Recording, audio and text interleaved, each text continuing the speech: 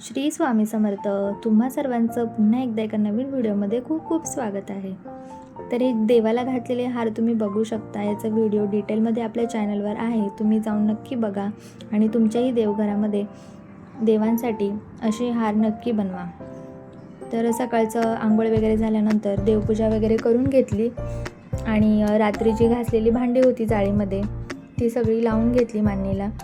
तर सकाळी पहिलं काम तर हेच असतं, तर ते करून घेतलं मी. आणि आज भाजीमध्ये मी मटकीची भाजी बनवणार होते. तर ही मटकी पण 2 दिवसापूर्वी भिजत घातलेली आणि नंतर त्याला मोड आणायला ठेवलेलं. तर खूप छान मोड आलेले आहेत मटकीला. तर मटकीची भाजी तर बनवायची त्याआधी मी काय केलं, डाळ कुकरला शिजायला लावून दिली. म्हणजे डाळ लवकर शिजत नाही ना, डाळ शिजायला थोडासा वेळ लागतो, त्याच्यामुळे पहिली डाळ शिजायला लावली कुकरला.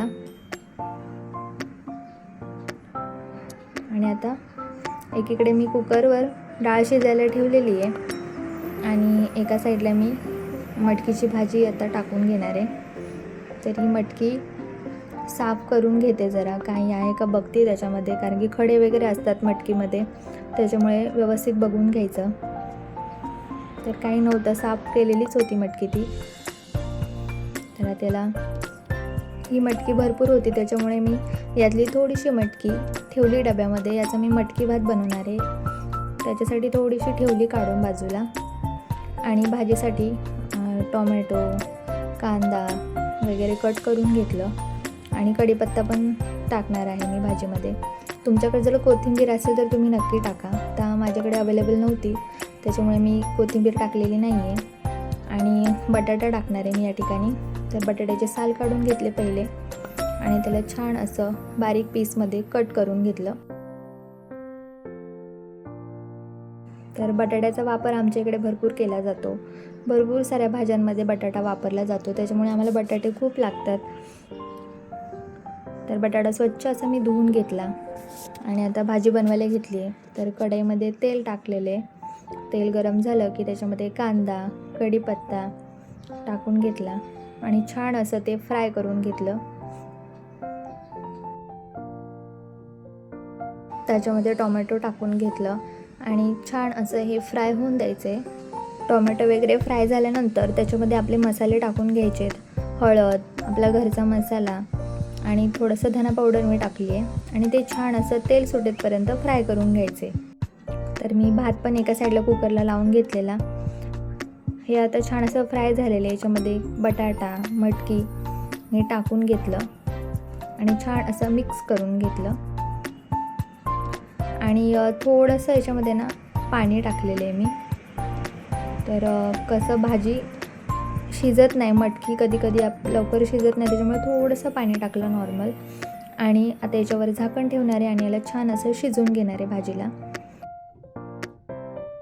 त्यानंतर 8 वाजलेले, पाणी आलेलं. तर पाणी आल्यानंतर जेवण बनवायचं ठेवते मी आणि बाकीची जी कामं आहे ती सगळी करून घेते. तर आता जेवण तर काय, फक्त भाकरी बनवायच्या राहिलेल्या आणि नाश्ता बनवायचा होता.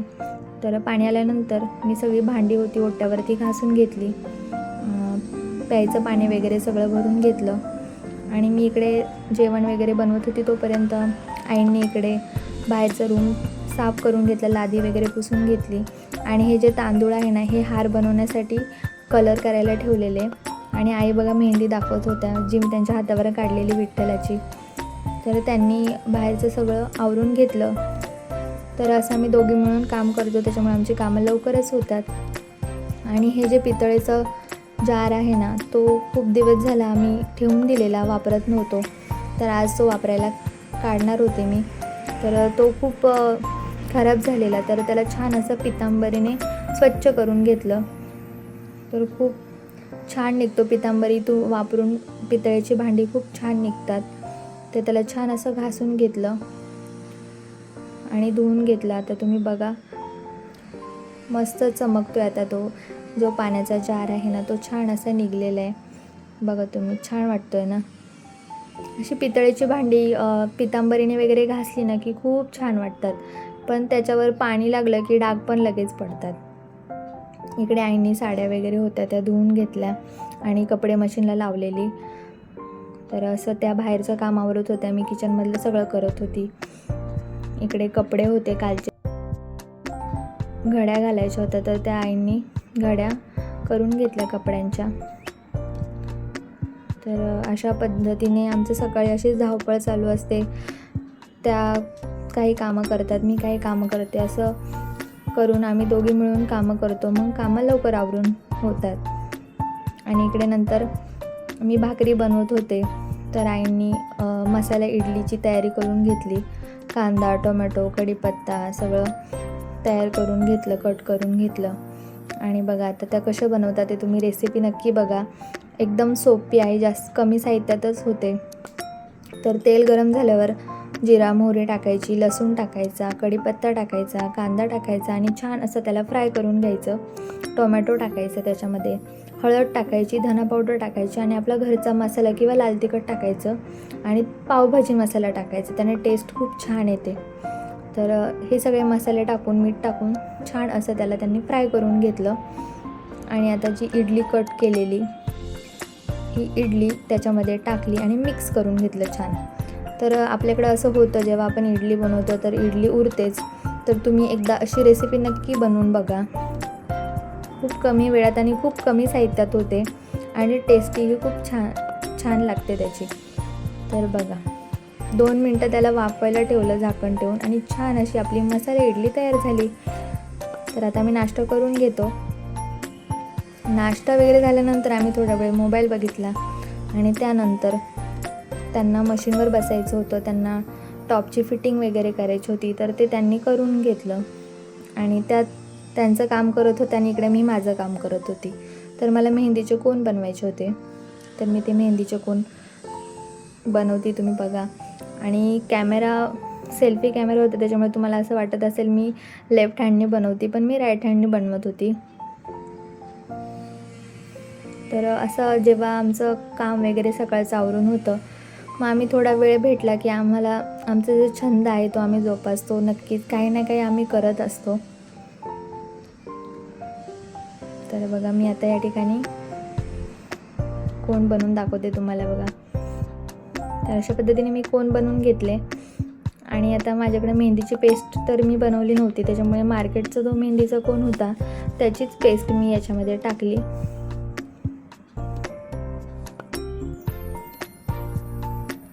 आणि मेहंदीचे कोन मी छान असे मेहंदीचे कोन मी बनवून घेतले.